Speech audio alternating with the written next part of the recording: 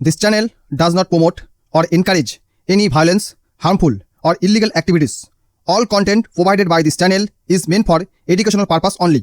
ফেটে গেছে একবারে এই একটা কথায়। বাংলাদেশের রাজনৈতিক পরিস্থিতি বর্তমানে একদম এইভাবে হিলে গেছে। কি হবে? কারণ হাসিনা হচ্ছে একজন পোড় খাওয়া রাজনৈতিক নেতা।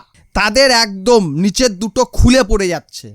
তাদের কিন্তু অবস্থা খুবই খারাপ, একদম তাদের কি বলবো, জাস্ট ফেটে যাচ্ছে। তারা বুঝতে পারছে না কি করবে। বলছে ভাই হাসিনা যদি ফিরে আসে সবার আগে তো আমাদের গলায় পোস্ট মেরে দেবে। বন্ধুরা, বর্তমানে বাংলাদেশ জুড়ে অনেক ঘটনা ঘটছে। তার মধ্যে একটা হচ্ছে বাংলাদেশে বন্যা পরিস্থিতি। বাংলাদেশ একদম জলের তলায় তলাতলি খাচ্ছে, মানে সাঁতার কাটছে, জলের তলায় ডুবে গেছে বাংলাদেশ। সেই সঙ্গে বাংলাদেশের ক্রিকেট দল জিম্বাবুয়ে গেছে ক্রিকেট খেলতে, সেই নিয়েও একটা আলোচনা হচ্ছে। সেই সঙ্গে আবার ব্রাজিল না আর্জেন্টিনা এই নিয়ে বাংলাদেশের মধ্যে মারামারি চলছে। এই সকলের মধ্যে বাংলাদেশে বর্তমানে সবচেয়ে বেশি যেটা নিয়ে আলোচনা হচ্ছে সেটা হলো শেখ হাসিনা ডিসেম্বরেই কেন ফিরবে। মানে শেখ হাসিনার বিরোধীদের পেছন থেকে গরম ধোঁয়া বেরোচ্ছে এমন অবস্থা। সাবেক প্রধানমন্ত্রী শেখ হাসিনা নিজেই 2026 সালের ডিসেম্বরের মধ্যে বাংলাদেশে ফিরে আসার এবং আদালতে আত্মসমর্পণ করার ঘোষণা দিয়েছেন। আচ্ছা, আন্তর্জাতিক সংবাদ মাধ্যম রয়টার্সকে দেওয়া এক বিশেষ সাক্ষাৎকারে তিনি এই ইচ্ছা প্রকাশ করেন। তার এই সিদ্ধান্তের পেছনে কিছু রাজনৈতিক ও ব্যক্তিগত কারণ রয়েছে। তার মধ্যে কী কী রয়েছে কারণগুলি? আদালতে আত্মসমর্পণ এবং বিচারের মুখোমুখি হওয়া, নেতা কর্মীদের পাশে দাঁড়ানো এবং রাজনীতিতে ফেরা, প্রত্যর্পণ বা আইনি জটিলতা এড়ানো এবং আবেগঘন অবস্থায় নিজের মাটিতে মৃত্যুর ইচ্ছা। এই হচ্ছে শেখ হাসিনার বক্তব্য। আর এই বক্তব্যগুলো বাংলাদেশ জুড়ে আলোড়ন সৃষ্টি করেছে, মানে হইচই ফেলে দিয়েছে একবারে যাকে বলা যায়। এ নিয়ে বাংলাদেশের বিভিন্ন রাজনৈতিক নেতা যারা হাসিনাকে হারাতে না পেরে বিদেশি শক্তির সাথে হাত মিলিয়ে হাসিনাকে উৎখাত করেছে, তাদের কার কি প্রতিক্রিয়া এসছে সেটা আমার জানার খুব ইচ্ছা ছিল। যে যারা এতদিন পর্যন্ত হাসিনার এগেনস্টে গলা ফাটিয়েছে, ভারতের এগেনস্টে গলা ফাটিয়েছে, তারা কি ভাবছে, তাদের কতটা ফাটছে, মানে ভাবছে বলতে কতটা ফাটছে। যার যত জোরে ফাটবে সে তত জোরে চাচাবে না, সেটা জানার আমার খুব ইচ্ছে ছিল। আমি খুঁজতে গিয়ে দেখলাম দেশে ফিরলেই ফাঁসি কার্যকর হবে, এটা বিএনপি হুঁশিয়ারি দিয়েছে। বিএনপির কে দিয়েছে? বিএনপির জ্যেষ্ঠ যুগ্ম মহাসচিব রুহুল কবির রিজভী তিনি বলেছেন, শেখ হাসিনা দেশে পা রাখলেই আদালতের দেওয়া মৃত্যুদণ্ডের রায় সরাসরি কার্যকর করা হবে, এটা তিনি বলেছেন।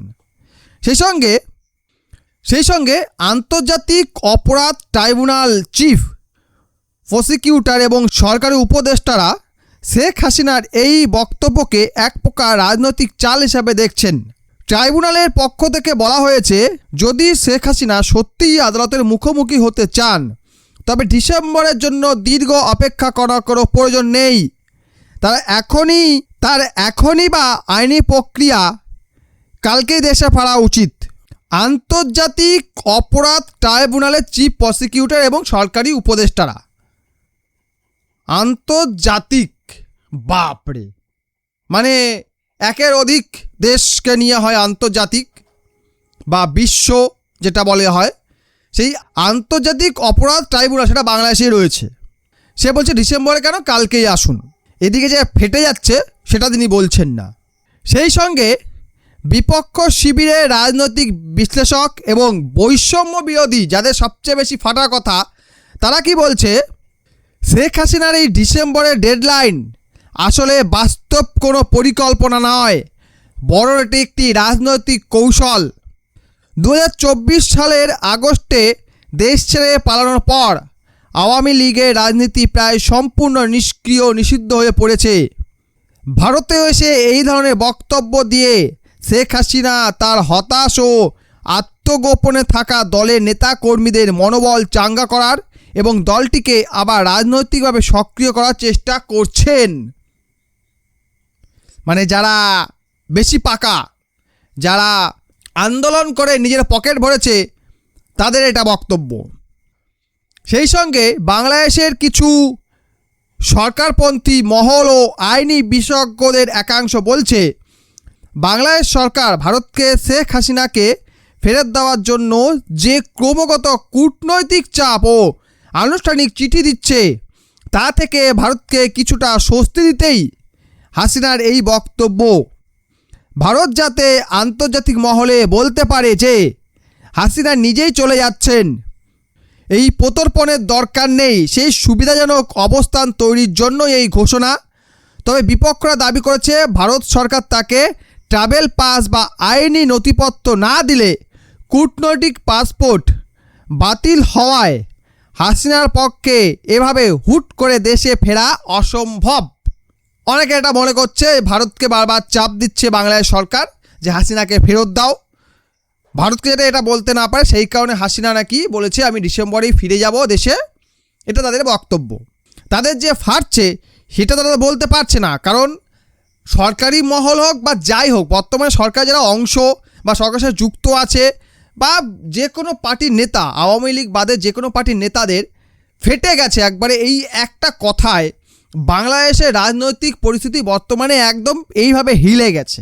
বর্তমানে বাংলাদেশে চলছে কি বন্যা, প্রচুর পরিমাণ মানুষ জলবন্দী হয়ে আছে, প্রায় 51 জনের মতো মারা গেছে। এছাড়া বাংলাদেশে বিভিন্ন রোগ জ্বালা প্রকোপ শুরু হয়ে গেছে, মশা বেড়েছে, ম্যালেরিয়া ডেঙ্গুর মতো রোগের ভয় বাড়ছে, খাবার নেই, জল নেই, মানে পানীয় জল নেই, এরকম বহু সমস্যা রয়েছে। এত কিছুর মধ্যে এই একটা জিনিস নিয়ে বাংলাদেশ উত্তাল হয়ে আছে কি না, হাসিনা বলেছে ডিসেম্বরে ফিরে আসবে। এবারে ফিরে এলে কি হবে, কারণ হাসিনা হচ্ছে একজন পোড় খাওয়া রাজনৈতিক নেতা। সে যদি ফিরে আসে তাহলে বাংলাদেশে থাকা পুচকি নেতা এবং যারা এতদিন ধরে লাম্ফজম্প করেছে, লাফালাফি করেছে, তাদের একদম নিচের দুটো খুলে পড়ে যাচ্ছে। ভালো কথা বলতে গেলে এটাই বলতে হয় যে তাদের খুলে পড়ে যাচ্ছে, কারণ তারা বুঝতে পারছেন যে কী করবে। কারণ হাসিনা দেশে ফিরলেই তাকে তো আর মব ব্লিচিং করে বা আদালতে গিয়ে ফাঁসি দেওয়া যাবে না, তাকে তো কোনোভাবে সরিয়ে ফেলা যাবে না।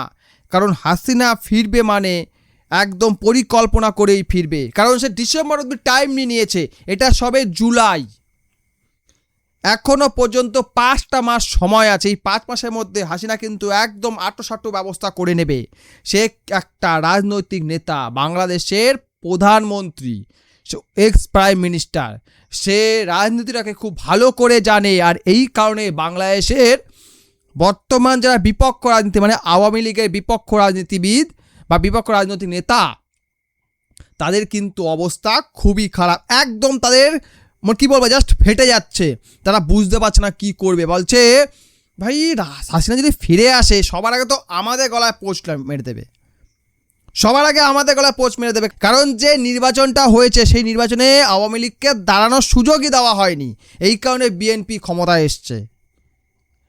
সেই নির্বাচনে আওয়ামী লীগের বড় বড় নেতাদেরকে ঘর ছাড়া করা হয়েছে, দেশ ছাড়া করা হয়েছে, মানে পৃথিবী থেকে সরিয়ে দেওয়া হয়েছে, এরকম ঘটনা হয়েছে। তাই বিএনপি ক্ষমতায় এসছে।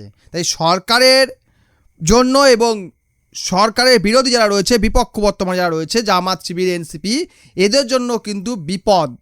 কেন বিপদ? কারণ আওয়ামী লীগ কিন্তু কোনো ছোটোখাটো জিনিস নয়। তারাও জানে আওয়ামী লীগ কিন্তু শেষ হয়ে যায়নি। তাকে আমরা যতই ব্যান করি, যাই করি না কেন, তারা কিন্তু শেষ হয়ে যায়নি। আর হাসিনা ফিরে এলে এই সকল আওয়ামী লীগের নেতা কর্মীরা যদি রাস্তায় নামে, সরকার কত লোককে আটকাবে, দেশের মধ্যে একটা গৃহযুদ্ধের পরিস্থিতি সৃষ্টি হতে পারে। এই ভয়ে বাংলাদেশের দুর্বল সরকার কাঁপছে। বাংলাদেশের যে সরকারটা বর্তমান চলছে তাকে আমরা একটা স্ট্রং গভর্নমেন্ট বলতে পারি না, কারণ তার লিডারশিপই ঠিক নেই। তার যে মেন লিডার তারেক রহমান, সে কিন্তু একজন পোড় খাওয়া রাজনীতিবিদ নয়।